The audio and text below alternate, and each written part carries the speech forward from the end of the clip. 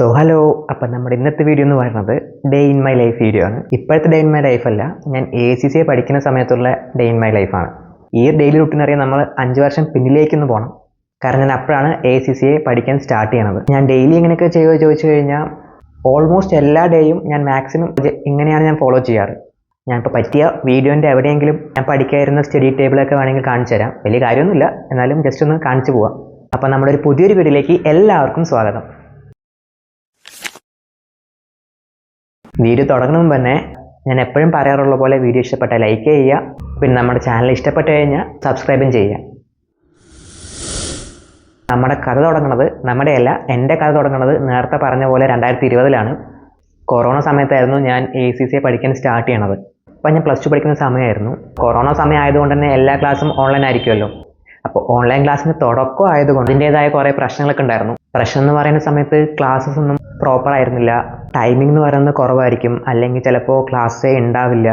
പിന്നെ എന്തെങ്കിലുമൊക്കെ പ്രശ്നം വന്നിട്ട് നെറ്റ്വർക്ക് ഇഷ്യൂ ഒക്കെ കാരണം ക്ലാസ്സൊക്കെ മാറ്റി വയ്ക്കും. അങ്ങനെ ആ തുടക്കത്തിൻ്റെതായ എല്ലാ പ്രശ്നങ്ങളും ഉണ്ടായിരുന്നു. അതുകൊണ്ട് തന്നെ ഇതൊക്കെ ഭയങ്കര മെല്ലെയാണ് പോയിക്കൊണ്ടിരുന്നത്. മോസ്റ്റ്ലി ക്ലാസ് ഉണ്ടാവാറ് മോർണിംഗ് ആയിരിക്കും. അന്ന് തുടങ്ങുന്ന സമയത്ത് 2 ക്ലാസ് ആയിരുന്നു ഉണ്ടായിരുന്നത്, BTയും FAയും. ഈ 2 ക്ലാസ് വെച്ചിട്ടാണ് അന്ന് സ്റ്റാർട്ട് ചെയ്തത്. പറഞ്ഞ പോലെ ഒന്നിൽ ചിലപ്പോൾ 2 ക്ലാസ് ഒരുമിച്ചുണ്ടാവും, ചില ദിവസങ്ങളിൽ ക്ലാസ്സേ ഉണ്ടാവില്ല.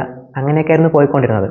അപ്പോൾ രാവിലെ ക്ലാസ് കഴിഞ്ഞാൽ പിന്നെ ഫുൾ ഫ്രീ ആണ്. കുറച്ച് സമയം ആയതുകൊണ്ട് തന്നെ ചെറിയ ടോപ്പിക് ആയിരിക്കും എടുത്തു പോകാറ്. ഫിനാൻഷ്യൽ അക്കൗണ്ടിങ് ഒരു പ്രോബ്ലം പേപ്പർ ആയതുകൊണ്ട് തന്നെ നോട്ട്സൊക്കെ ക്ലാസ്സിനിടയിൽ തന്നെ നമ്മൾ എഴുതി പോകുമായിരുന്നു. BT പക്ഷേ അങ്ങനെ ആയിരുന്നില്ല. തിയറി പേപ്പർ ആയതുകൊണ്ട് നോട്ടൊന്നും ക്ലാസ്സിൻ്റെ സമയത്ത് നമ്മൾ എഴുതില്ലായിരുന്നു. പിന്നെയാണ് ഞാൻ നോട്ടൊക്കെ എഴുതുക. അതെപ്പോഴാണ് ഞാൻ വഴി പറഞ്ഞുതരാം. അപ്പോൾ രാവിലത്തെ ക്ലാസ് കഴിഞ്ഞാൽ ഫ്രീ ആണ്, പിന്നെ വേറെ പണിയൊന്നുമില്ല. പിന്നെ വേറെ എന്തെങ്കിലും ചെയ്യും. വൈകുന്നേരം ആകുന്ന സമയത്ത് എൻ്റെ തൊട്ടടുത്ത് വീട് കുറച്ച് പിള്ളേരായിട്ട് ഞങ്ങൾ സംസാരിച്ചൊക്കെ ഇരിക്കാറുണ്ട്. അപ്പോൾ വൈകുന്നേരം ആവുന്ന സമയത്ത് അങ്ങനെയൊക്കെ പോയിട്ട് തിരിച്ച് വരും. പിന്നെ ഒന്ന് ഫ്രഷ് ആയ ശേഷം നേരെ പഠിക്കാൻ വേണ്ടിയിരിക്കും. അപ്പോൾ ഞാൻ പഠിക്കാനിരിക്കുന്ന സ്ഥലം ഇപ്പോൾ കാണിച്ചു തരാം. അപ്പോൾ ഇതായിരുന്നു എൻ്റെ സ്റ്റഡി ടേബിൾ എന്ന് പറയുന്നത്. ഞാൻ ഹാളിൻ്റെ നടുക്കിൽ തന്നെ പഠിച്ചിട്ടുണ്ടായിരുന്നത്. പിന്നെ ഇവിടെ എൻ്റെ ബുക്സ് വരും. പിന്നെ ഇവിടെ ഞാൻ ഡെയിലി ചെയ്യാനുള്ള സ്റ്റിക്കി നോട്ട്സ് ഒക്കെ ഒട്ടിച്ച് വയ്ക്കും. അതായത് എന്തൊക്കെയാണ് ഡെയിലി ചെയ്യാൻ പോകുന്ന കാര്യം എന്നൊക്കെ പറഞ്ഞിട്ട് എഴുതിയിട്ട് ഓരോ സ്റ്റിക്കി നോട്ട് ഒട്ടിച്ച് വയ്ക്കും. എന്നിട്ട് ഓരോന്ന് കഴിയുമ്പോഴും ഞാൻ എടുത്ത് കളയും. അപ്പോൾ അങ്ങനെ കളയുമ്പോൾ ഒരു മനസ്സമാധാനമാണ്, ഇതൊക്കെ കഴിഞ്ഞല്ലോ എന്ന് പറഞ്ഞിട്ട്. അപ്പോൾ ഇങ്ങനത്തെ ഒരു സെറ്റപ്പിലായിരുന്നു ഞാൻ പഠിക്കാൻ ഇരുന്നിട്ടുണ്ടായിരുന്നത്.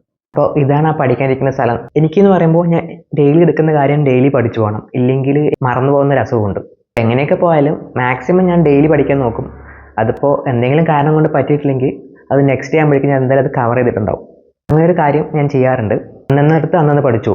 ഈ സമയത്താണ് ഞാൻ വീട്ടിൻ്റെ നോട്ട്സൊക്കെ പ്രിപ്പയർ ചെയ്യാറ്. അപ്പോൾ നമ്മൾ വായിക്കുന്നതിനെക്കാട്ടിയും കുറച്ചുകൂടി എഫക്റ്റീവ് ആയിരിക്കും നമ്മളൊന്ന് എഴുതി നോക്കുന്ന സമയത്ത്. അത് ഞാൻ എല്ലാ തിയറി പേപ്പറിലും അങ്ങനെ ചെയ്തിട്ടുണ്ട്. ചുമ്മാ വായിച്ചു പോകലല്ലാണ്ട് എഴുത്തും കൂടി ഉണ്ടായിരുന്നു. അത് P ലെവലൊക്കെ എത്തിയ സമയത്ത് കമ്പ്യൂട്ടറിലേക്ക് മാറിയെന്ന് മാത്രം. പക്ഷേ ഇനീഷ്യൽ സ്റ്റേജിലൊക്കെ ഞാൻ എല്ലാ പേപ്പേഴ്സിനും പേനയും പേപ്പറും ആണ് യൂസ് ചെയ്തത്. ക്ലാസ്സുള്ള ദിവസത്തെ സാധനം അന്ന് തന്നെ പഠിക്കും. എന്നിട്ട് പിറ്റേ ദിവസം ക്ലാസ് തുടങ്ങുന്ന മുമ്പ് ജസ്റ്റ് ഒന്ന് മറിച്ച് നോക്കും, ഒരു കണ്ടിന്യൂറ്റി കിട്ടാൻ വേണ്ടിയിട്ടാണ്.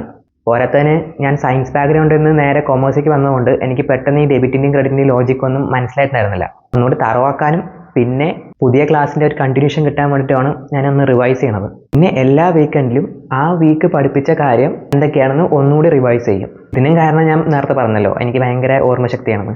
അതുകൊണ്ടാണ് ഞാൻ ഇങ്ങനെ റിവൈസ് ചെയ്യണത്. അപ്പോൾ ഇതായിരുന്നു എൻ്റെ ഡെയിലി, അതായത് ക്ലാസ് നടക്കുന്ന സമയത്തുള്ള ACCA റുട്ടീൻ എന്ന് പറയുന്നത്. പക്ഷേ എക്സാം വരുന്ന സമയത്ത് ഇങ്ങനെ ആയിരിക്കില്ല. ഞാനൊന്ന് ടൈം ടേബിളൊക്കെ ചേഞ്ച് ചെയ്യും. അപ്പോൾ അതെന്താണെന്ന് ഞാൻ അടുത്ത വീഡിയോയിൽ പറയാം. കാരണം ഞാൻ ഈ വീഡിയോ ഭയങ്കര ഷോർട്ടാക്കി വെക്കാനാണ് നോക്കിയത്. ചുമ്മാ എൻ്റെ കാര്യം പറഞ്ഞിട്ട് നിങ്ങളെ ബോറടിപ്പിക്കണ്ടല്ലോ. അപ്പോൾ അത്രയൊക്കെ തന്നെ ഈ വീഡിയോയിൽ പറഞ്ഞിട്ടുണ്ടായിരുന്നുള്ളൂ.